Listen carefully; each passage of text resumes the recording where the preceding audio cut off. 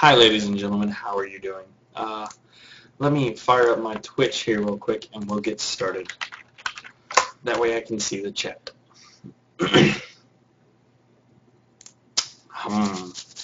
What is tonight? Tonight is the tactical breakdown. Cool. We're going to do the crown area since I have a lot of information on that, and our event is past. It's going to focus just on the crown and not really on anything else.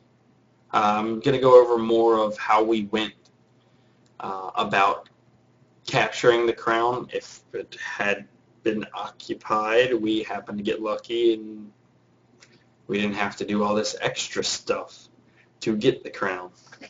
But anyway, let me start off with a larger map so you guys can see what's up. Let me make sure this is right. Oh, it's so close but so far away. Let me remove that and add a new screen region from here to here. Oh, look at that. Fantastic. These were actually our main attack paths to the crown. And there are some important areas of the crown that we wanted to look at. Come on, zoom in for me. There we go. One of them being the Palisade. I'll explain why that's important in a minute. TI alloys and Zeravan East, West. Zeravan West. I got not directionally attuned for a second. Yes, those were our three important targets that we needed to hit prior to actually capturing the crown. Not because the crown is normally particularly well defended against something like this, but more because people knew there was an event going on, and we figured that people would try to stop us from taking the crown as opposed to show up after we were done and claim they did something. You know who you are. Let's go ahead and get our other graphic up here. Crown North. We're going to start off looking at the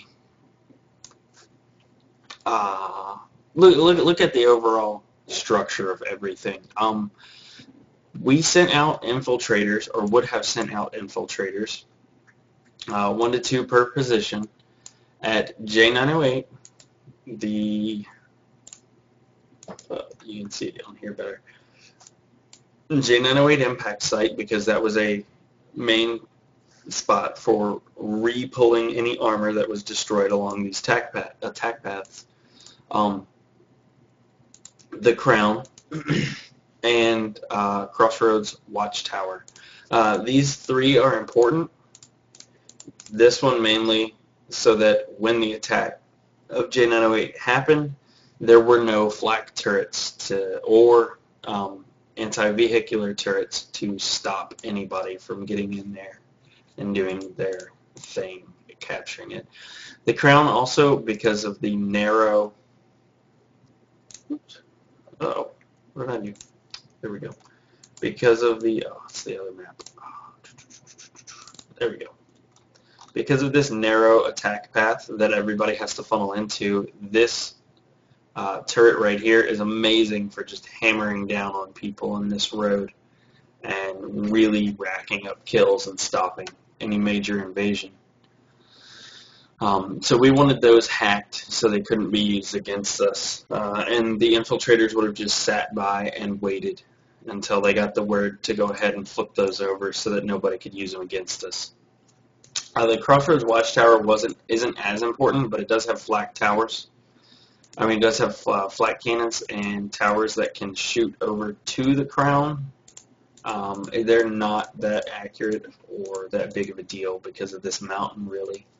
The only thing they could really do is suppress this area very well.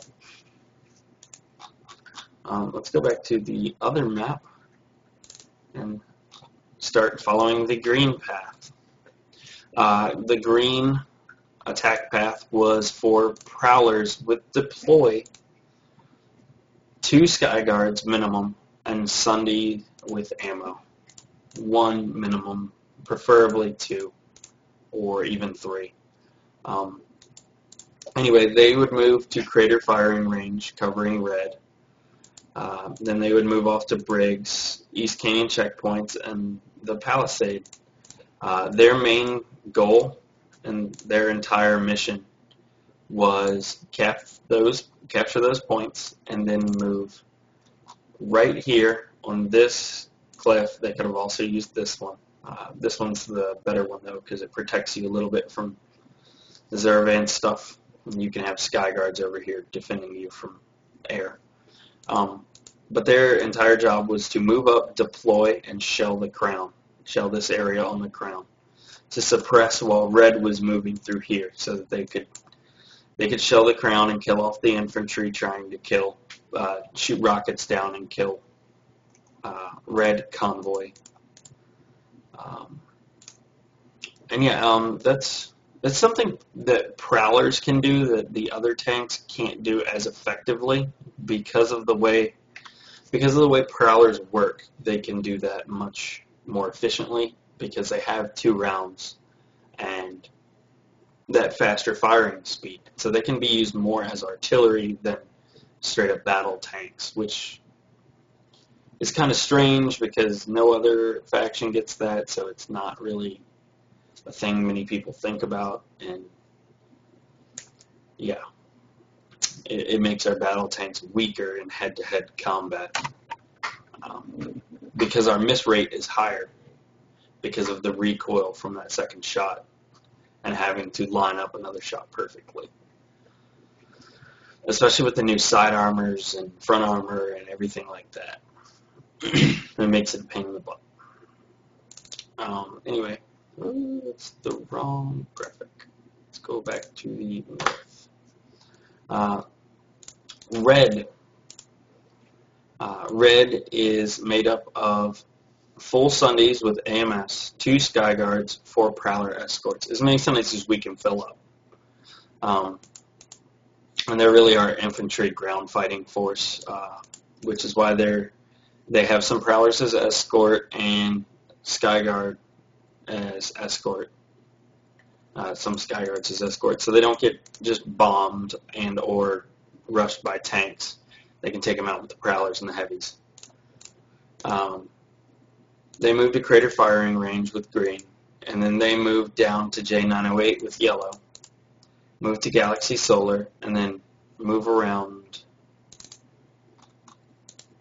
from Galaxy Solar into Zeravan West, move up and deploy here underneath the bridge. We've already established this as a weak point because under the bridge it's really hard to tell, but there's a path that moves up along the ridge here, and it basically feeds out so that you can move troops preferably around into C and then move this way to capture, but you can, it feeds right in front of the spawn room, so that's the pain part. If you actually move quietly with 12 guys up this way and around this way and get straight into C, you can do a lot more damage than you can charging the spawn room where people are spawning and shooting out of the shields and you can't shoot back. And yeah, it makes it a mess if you try to go straight up the hill into the spawn room. Yeah, that was Red's entire job. Yellow is 1 full Sunday, 1 Skyguard, 2 Prowlers. They're more of a secondary attack path. They're the one that the enemy isn't really going to see coming because the side that they're attacking up is harder to attack up into the crown anyway. But their move, they take this gorge right here, which is heavily covered straight down into J908 after red and green have taken the firing range. So they move up here to J908 and capture it when red gets here. They move out to Dahaka East, move down to Series Hydroponics,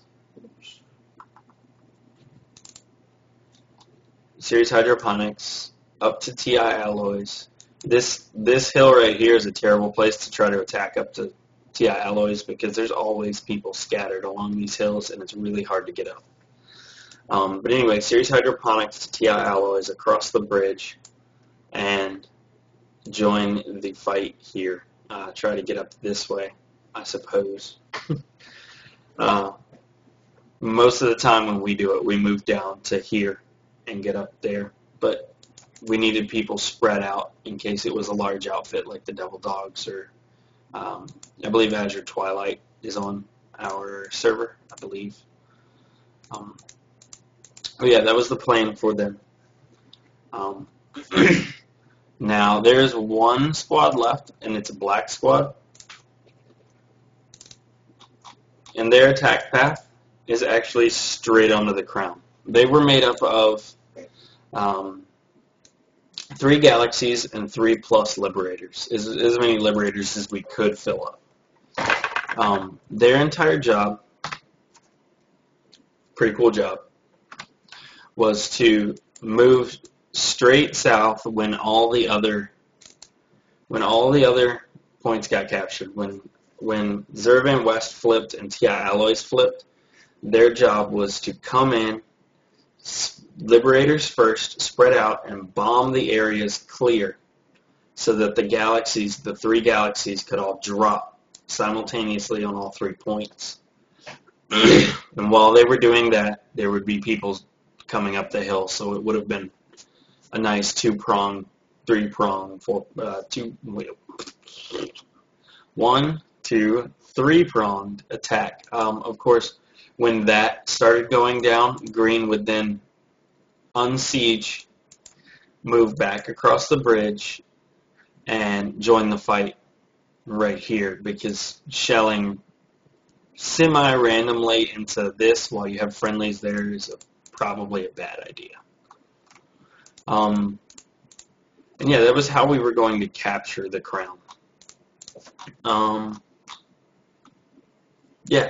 Some of the major weaknesses that we ascertained that would have captured the crown against pretty much anybody. I can guarantee you it would have. But after we had it captured, we had this nice little sketch, and pretty much we only got attacked from the areas that were highlighted because I know what I'm talking about.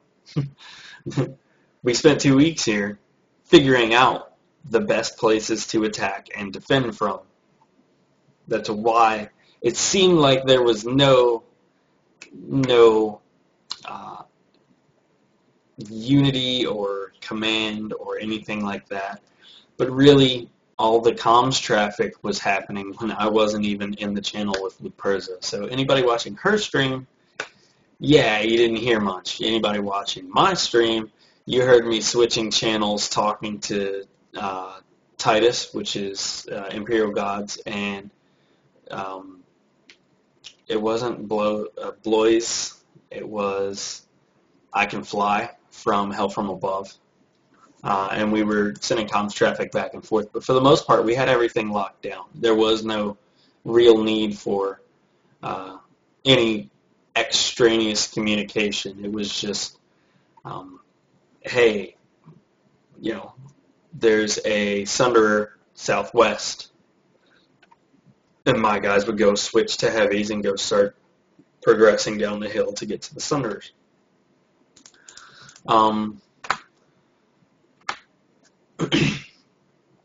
Back to the map. Basically, the areas highlighted in red are vulnerable to vehicles. There is one thing that did surprise me, and I'm going to mention it real quick because it was strange. The NC and Banyu were actually fighting back and forth right here, The Mag Riders were pulling up on top of this cliff and shelling the crown, and when the NC would come in this way, they would actually start shelling the NC that were trying to deploy and come up to the crown. It was pretty funny and provided good cover for us. But yeah, that's just the one thing I wanted to mention that actually did surprise me. I figured since it was Friday Night Ops, they'd all be like, screw it, just everybody to the crown. Shoot the Terran. Shoot TR, leave everybody else alone. But of course, they do it every other night but that night. As you've seen from our maps, we're locking our warp gate by NC and Vanu because they like to both push north. As I said before, the areas highlighted in red are where we preferred to drop the anti-tank mines.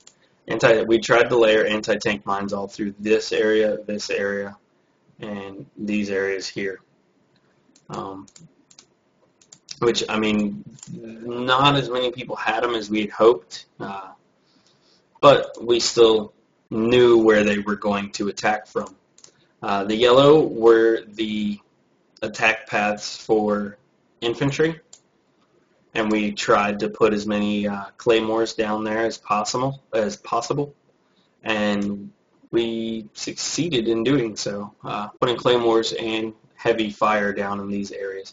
One of the areas I didn't highlight was this. This right here was ascertainable very slowly by the heavy assaults and medics, but the light assault could quickly jump jet up this cliff right here. I didn't put that in there. It wasn't as big of a. Let me try that again. It wasn't a very big deal during the entire operations. They did push strongly up here a few times, and we did stop them. I should have added it to the map, but I didn't.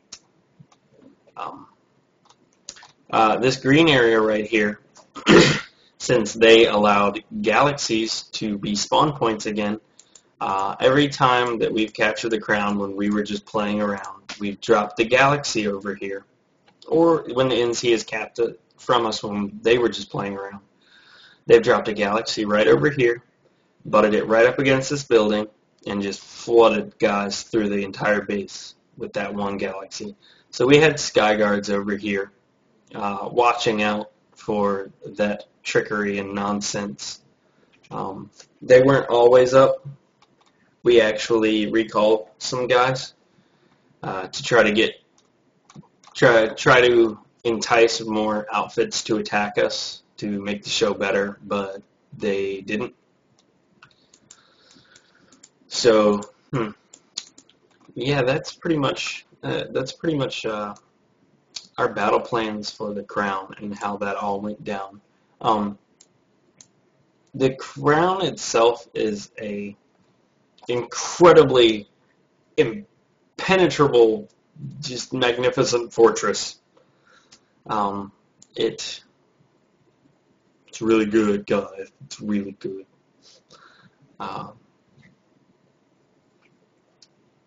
And it was fun. We had a lot of fun doing that. We had a lot of fun doing the Child's Play charity event, which we raised only $281 for, but we were hoping for more. We didn't get it. That's no big deal because I saw a couple of other charity events going on in Planetside, and one of the guys raised $1,100 this month. So I'm kind of surprised that we actually did raise our goal of or even close to our goal of $500. Yeah. So, yeah, the servers are locked, and, I mean, well, who needs a beta key? because they sent me some to help me out, help out with the donations, but they sent me a lot. So I have a few extra floating around if anybody needs a beta key. Oh, this is more outfit related, but I'm going to go ahead and talk about it in my daily. We are also holding a contest. I'm gonna give you all one beta key and you can fight over it, because we need people for this contest to design us a logo. I will show you our current logo. Are any of you graphics artists? No, maybe. I'll show you our current logo, and basically we just found it and used it until we find a good one. This is our logo right here, and we really need a custom logo for the United Front. So, you don't want to fight? Well, then why are you going to play Planetside? That's completely counterproductive. All you do is shoot people. All you do is fight.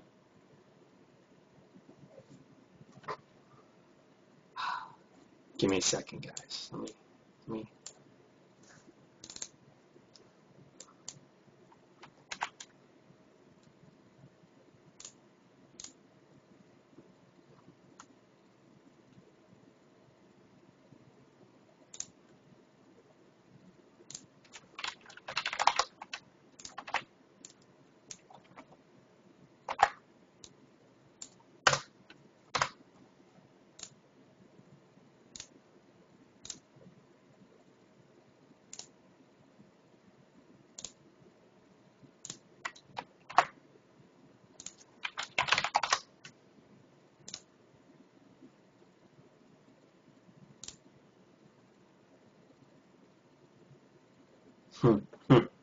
That's funny. Yeah, enjoy those. I already sent you both your keys. You should say thank you. Not to me, to SOE. SOE gave me the keys, and they were supposed to help with the charity, which, if you feel like donating Child's Play, just go to Child's Play and look it up and give them $1. I don't care. Just something. It'd be nice. Because that's really why they gave me the keys. So. Tell one of your friends to donate for you, or your parents, or any family member.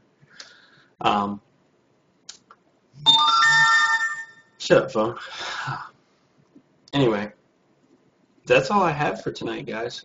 Be sure to tune in tomorrow. Check out tomorrow's daily Wednesday officer chat. I'm not sure exactly what I'm going to talk about for officer chat, but I never am I? The offensive defensive postures on Thursday, which technically they're all misnamed. They're shifted one day, so it should be Friday.